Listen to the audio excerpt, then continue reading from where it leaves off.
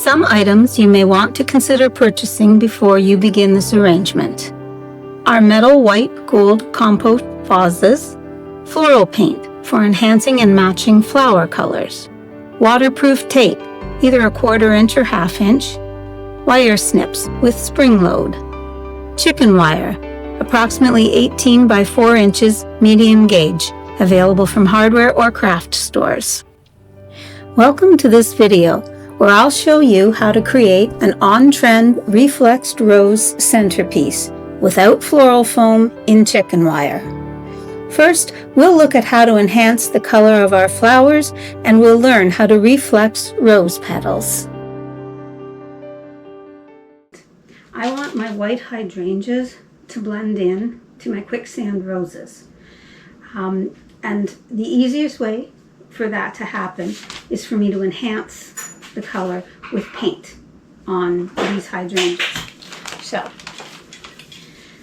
one of the paints specially formulated for flowers is Design Master. This is the color tool. This is specially formulated for flowers, so it's not going to burn the flowers. It's not going to do too heavy of a coat when you apply it. But it's not as easy to get anymore as it used to be. So you need to make sure that you order well in advance of when you need it, or grab it when you see it. What I'm going to do is I want to take the white and go to just a real blush so that it picks up close to the quicksands. So I've already gone ahead and given these the dusting because it's winter here and I can't paint inside very heavily, so I had to go outside and do it. But I'm going to show you how it's done, because you don't want to have too heavy of a hand on this. So you want to take your hydrangea and you want to make sure that you press, release, press, release, press, release, and at the same time moving your can across it. So you're not just holding and spraying, okay? You want light dustings, because what we want to do is create a number of very light layers on it, so we don't get dripping and we don't get hardness. Fluff your hydrangea. Make sure all your blooms are as open as possible. And then let me just work on this one, because I got spaces that I didn't open that you can see where they're still white, okay? So here's what we're going to do. I'm going to move these so they don't get too much. Okay, light, and I press, release, and moving at the same time, and even at times rotating the head so that you don't get too much of a direct hit at once onto your blooms, okay? Underside a little bit. And you can see how lightly it's just taking the color. And then fluff it a little bit more again so that you expose more of the white area. Because what we'll end up doing is when we put flowers through it, put the stems of these flowers through, it'll open it up and you'll see some of these areas. And you don't really want it to be too much of a difference. So very gently just pull open some of the blooms. Wear gloves if you've got a nice manicure. Okay.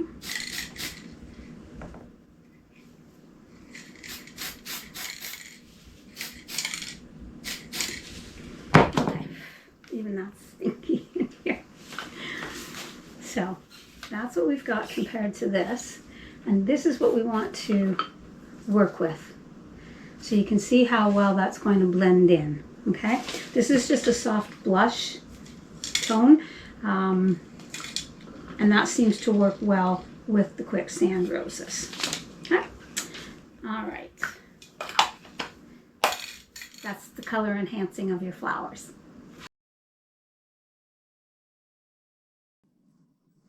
So just to show you how to reflex the petals, you want to take your thumb and put it at the base. You want to take a couple of fingers and tuck them in, and very gently, without breaking the stem or bruising it, just bend it back a little bit, okay? So put your thumb at the outside base of it, and with your other fingers, just sort of let it fold or just sort of pop back, okay? And then that's the way that we get them to reflex. So if you find that the variety of rose that you're working with, you just keep creasing and breaking, it's because the petals are too stiff. They're too hard. They're too hydrated. What you can do is you can leave them out on your counter for an hour, 2 hours. That will allow them to actually start wilting, which softens the petals. And then you can manipulate them a little bit more. Then you just want to make sure that you hydrate them really well once your design is done. So give them a good cut when you're done designing so they can take up the water again. Okay, so here's a beautiful one. So, hi there. We're going to learn how to do a nice airy centerpiece arrangement in chicken wire instead of in floral foam.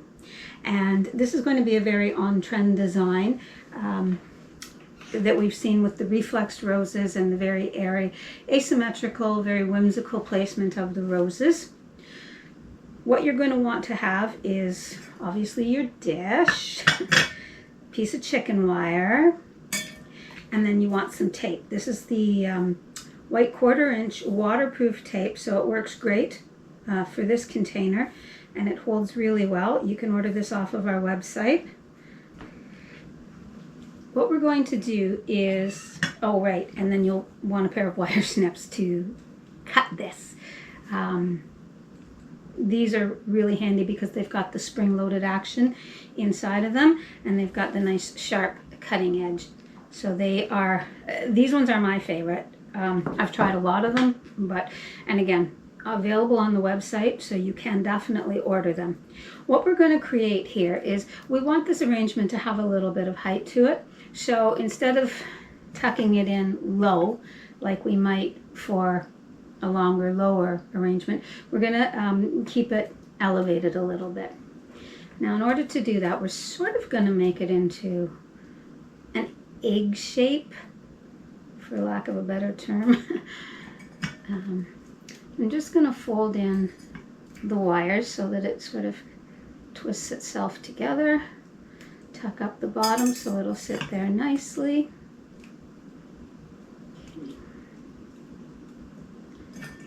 And just check and see if there's any sharp edges or anything keeping you from nestling in. Okay, there we go. Perfect. Now, we're going to take our waterproof tape. We're going to take almost an inch and put that underneath. Make sure that you make really good contact with it. Up under the lip of it as well. Come across the top, down, and again, give it about an inch. Tuck that under. And you can do it again on a second one for extra stability.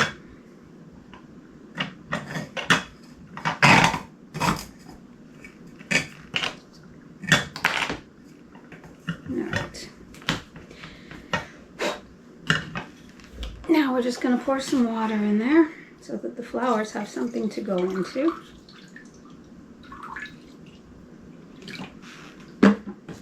Perfect. Okay. Now, these are our color enhanced hydrangeas. I guess I only enhanced one, but I want 2 of them, so let me do this one right here, right now.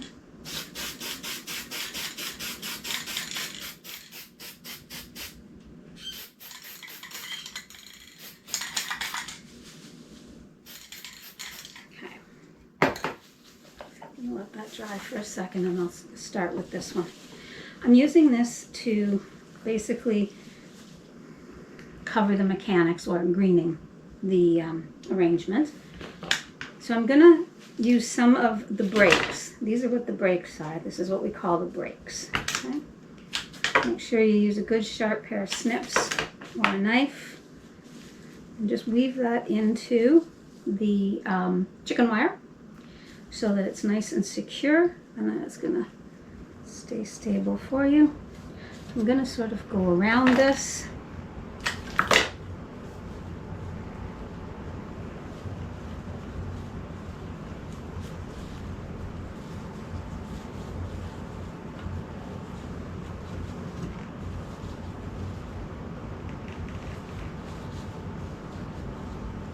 working with the chicken wire takes a little more time than working with Oasis, because with Oasis you can simply insert it into the hole, into the foam, I mean, and it's in there and it's good.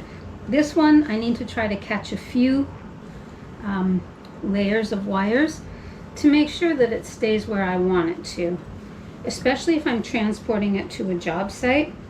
I don't want it to be popping out and coming out while I'm driving, or when we're trying to move it into its place in the venue. So I like to make sure that it's woven well into the structure or the armature. Okay.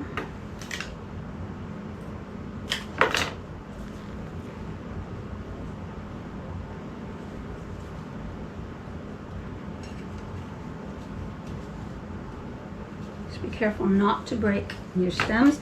Hydrangeas need their water source.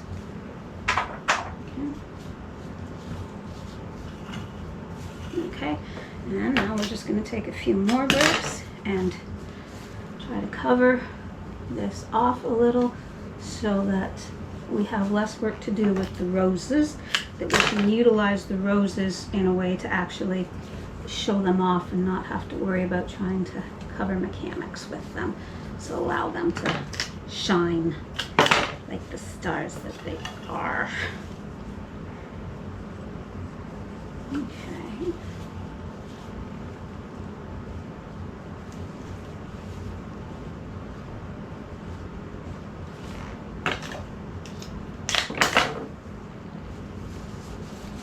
Okay, so we've got this mostly covered. It's not entirely and perfectly covered, and that's okay because we can still use our roses. So as you see here, there's a spot there, there's a spot there, but that's easy enough for us to deal with. We've got nice, beautiful, wide open quicksand roses. Give them a nice sharp cut so that they can take up good, clean water. And we're just going to nestle that into the hole that's there. Another one here that's beautiful open bloom. We're going to use that in this hole right here. And again, try to catch a couple of layers of wire if you can. If you can't, that's okay too. All right, so what we have here is our beautiful reflexed roses. And I will show you instructions on how we do it. So I will insert a clip of how we do that. I've got them pre-done so that we can go ahead and just make the arrangement here as we want to without slowing down to do that. Okay. What I'm doing is cutting the roses on an angle so that we can get them in there nice clean. They can take up good water. And because this arrangement will be used as a centerpiece, we're going to see it from all sides. So I'm going to turn it as I'm working just to make sure that I get all the placements that I want.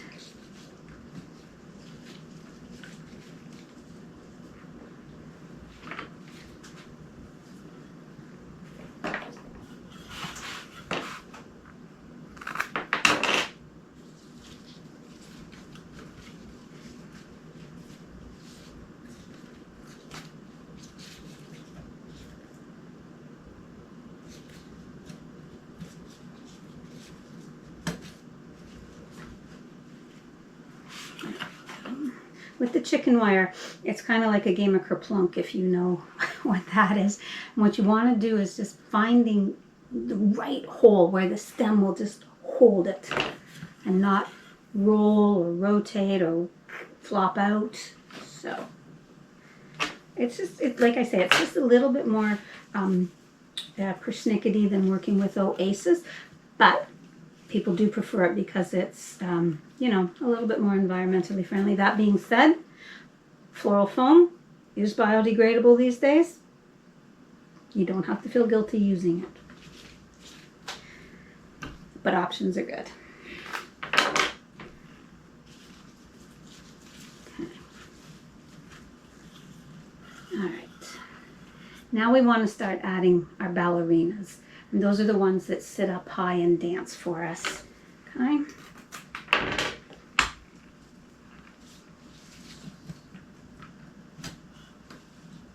Beautiful.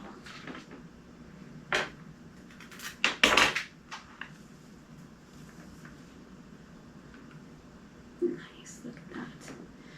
And these are all reflexed.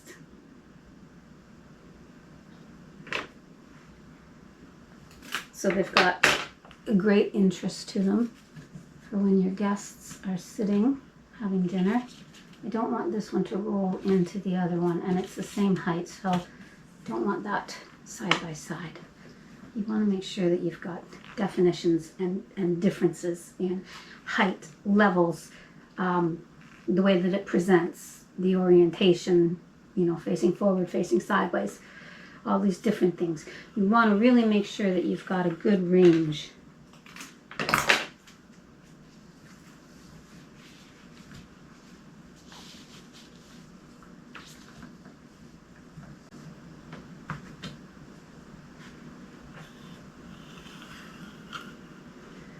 Let's try to get a few more taller ones here. Trying to give you some sight lines here. It's hard to line everything up with the camera and designing at the same time. Okay, here we're just going to get this one. Nice tall one. Beautiful. Ballerina.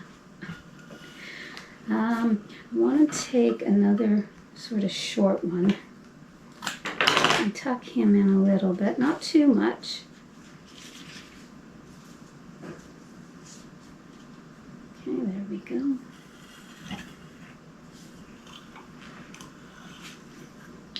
And now, over to this side, I feel like we can use a nice piece right here to sort of offset the visual weight of what's happening here, okay?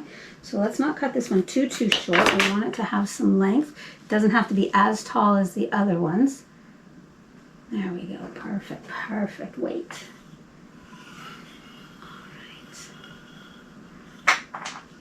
And this is about 20 stems of roses, give or take, and a couple of hydrangeas. So it's actually quite an economical arrangement to make. The impact comes from how you've manipulated the roses. I've left them out overnight for 2 or 3 days. These are quicksand roses, so they do tend to open beautifully. They don't have as high of a petal count as some other types, which I feel allows them to open wider because they don't have as many to open, and it's a very effective opening. And they also work well because they are a soft rose. They work well for reflexing your petals. And again, leaving them out for a few days lets them get warm, gets them pliable, and makes it just a good option to work with. This is our last one, so we just want to find the last most perfect spot, okay, which I think is right. Thought it was right there. I got to find a different grip though. There we go. There you go. Okay. So this is just fabulous, I feel. Now, the rule of thumb for centerpieces is that you should have an arrangement that doesn't go past your fingertips. Sight lines for your guests to see. This one does in a couple of places. And you may find that that's too high for a centerpiece. And if that's the case, cut it lower. This would work great on a bar, in a lady's bathroom, you know, different spots around where you may want to have it on a buffet table possibly. But if you do it as a centerpiece, you may want to just lower it a bit. Remember, this is your rule of thumb. It's your fingertips is your rule of thumb. So keep your sight lines there if you're doing a centerpiece. This way your guests can talk over it. If it was just, you know, one little bloom or two, or just a random little bud, that's okay.